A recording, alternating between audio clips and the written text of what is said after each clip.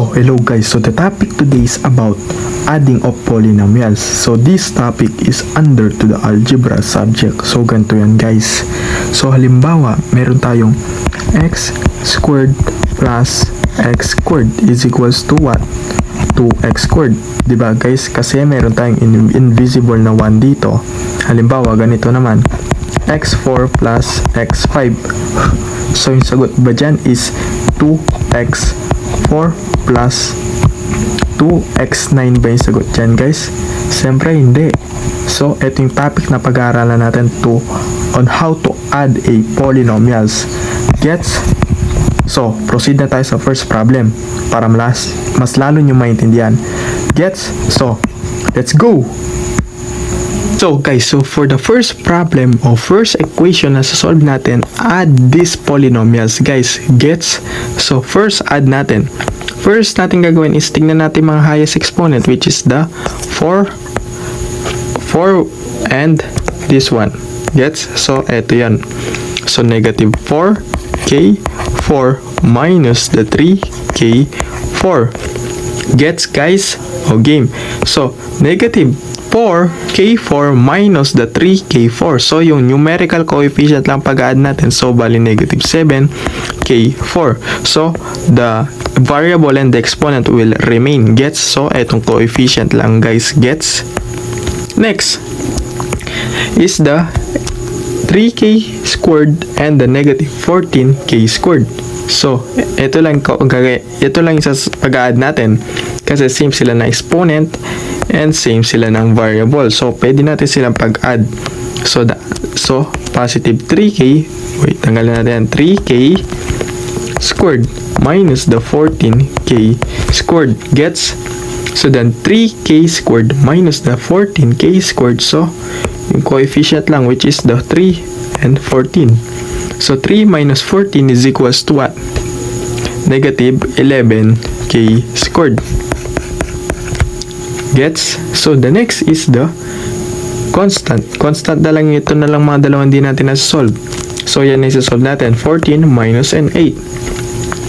14 minus 8 is equals to what? Positive 6.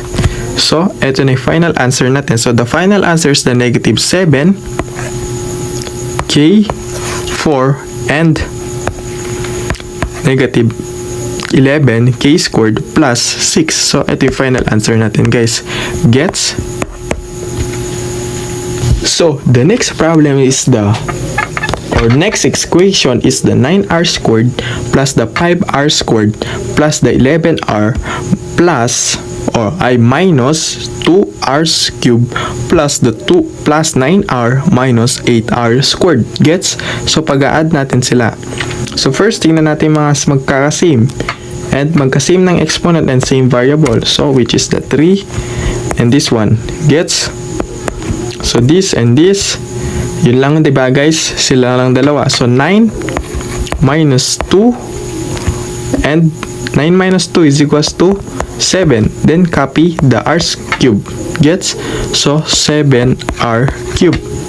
Next, the highest exponent ulit with the same variable is this one and this one. Gets?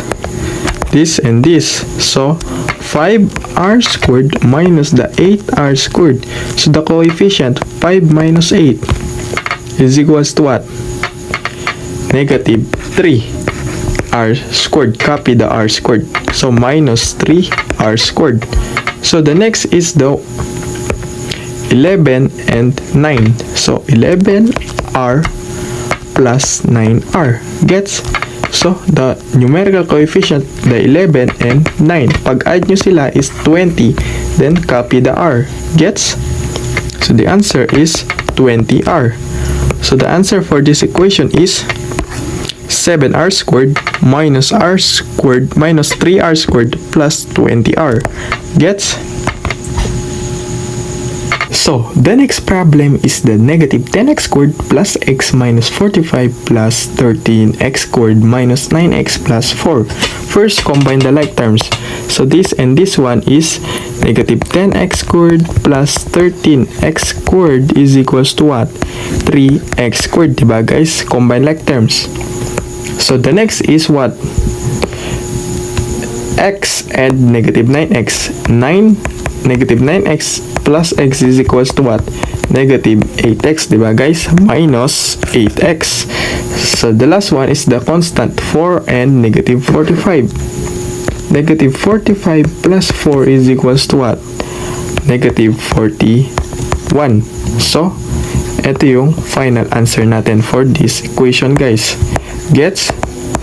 So, yun lang yung mga examples natin for adding of polynomials dahil ulit-ulit lang yan, then magkakasame lang. So, lagi tatandaan, the same terms ay lagi natin silang pag-add. Halimbawa, x squared plus x squared is same silang naka-squared. So, pwede natin silang pag-add.